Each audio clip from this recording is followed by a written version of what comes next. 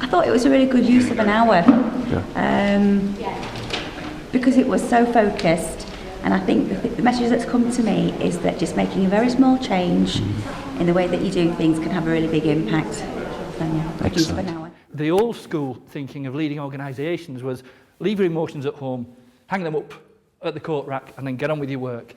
Lots of research over the past 20 years has established and proven that leaving your emotions outside of work is potentially damaging and destructive.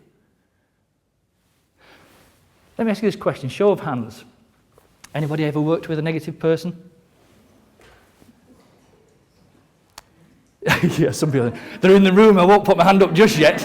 Okay, if that negative person is in this room, just blink. Okay, all right, we got it, okay. Super good. Rabbit in headlights. It's only I saw you. But this thing, what does a negative person actually do to you? Do they help you have a great day, or do they drag you down?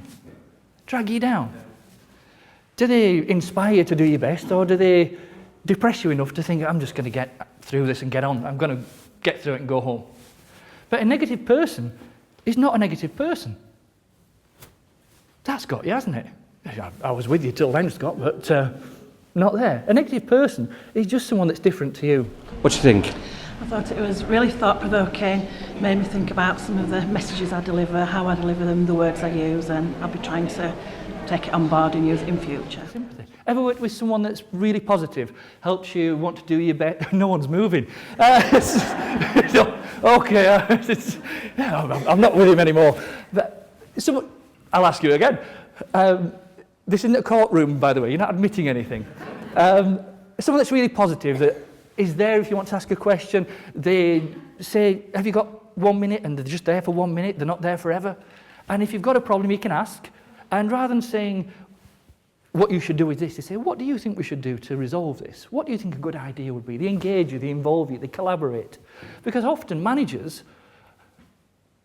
are promoted to management roles, not because they demonstrated any real ability or willingness or capability to lead people to achieve things through them. They're promoted on the strength of they were good at something else. What do you think? Really useful, just made me think about how I interact with my team and giving difficult messages out at difficult times, so really, really useful. Excellent, thanks a lot. They were good in a non-management role that involved them getting results by themselves, and they excelled at it. Useful about that? Very good practical application of emotional intelligence, stepping into other people's shoes. Excellent. Way of looking at what you do is doing a job. Another way of looking at it is supporting and nourishing in a community. That would get me out of bed in the morning. It's a really good presentation, very inspirational. Good to have it first thing in the morning so you can go back to work with all those thoughts and hopefully put them into practice. Excellent. Thank you. Thank you. There's an experiment done by scientists in America, and they had a shark tank in an aquarium, and they had a couple of sharks, man-eating sharks and fish-eating sharks, and lots of small fish that the sharks would usually feed upon. And for the first week or so, they let the sharks swim where they like, eat what they want. The small fish were dead. They were shark food. Soon after, the scientists thought, we've got to make this credible. Let's do an experiment like this. And what they did with the aquarium, they put a glass partition down the middle of the tank. The sharks were in one side, the small fish, the food, were in the other side. But the challenge came when the sharks would swim towards the fish and then bang the face on something that they could not see. And then they'd try again, but after a few days, they stopped trying. Their limitation was, I can only go this far. What they found was the sharks would rather starve to death than hit that barrier again. They could see what they wanted, but they couldn't get it. What happened? They gave up. Apply that to an organisation. I can't speak to my boss like that. I can't ask for this without feeling foolish. If I say that, he or she is going to judge me. I'm just going to stay at this side of the tank. That silo working Emotionally intelligent organisations don't work in silos. They work in departments and divisions and teams, but then they collaborate across organisations because they make better decisions more quickly with less stress, lower cost and less expensive rework. Emotionally intelligent organisations keep swimming because they know that people speaking their truth is something to be welcomed and encouraged rather than put in a corner and left alone. Emotionally intelligent organisations don't look at customer service, they look at customer satisfaction.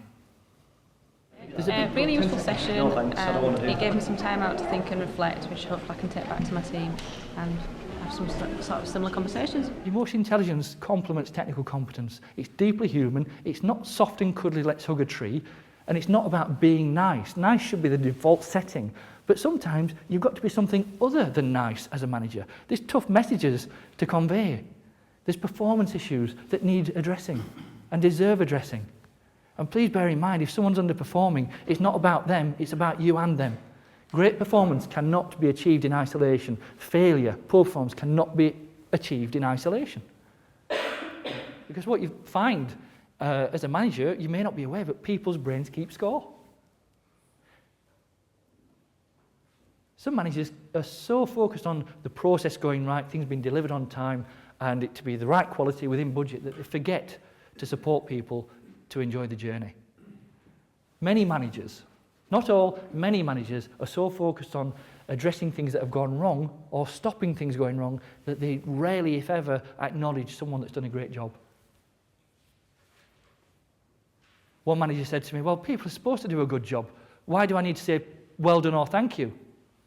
I guess they're probably going to then work with you rather than against you. I'd worked with his team. They told me what they didn't tell him. That we can all collectively increase the value of the organisation, and we can provide better services and enjoy the journey. I think the key message for me was enjoy it, enjoy the change instead of being frightened of it. It was really good, really fantastic. Looking forward to the rest of them. Excellent. Small steps. The trick is change small, change often. Change small, change often. Very thought-provoking, particularly when we're going through all this change and thinking about how other people see me and how I portray myself. So think about some of the positive messages that I can give. Lovely. Thanks.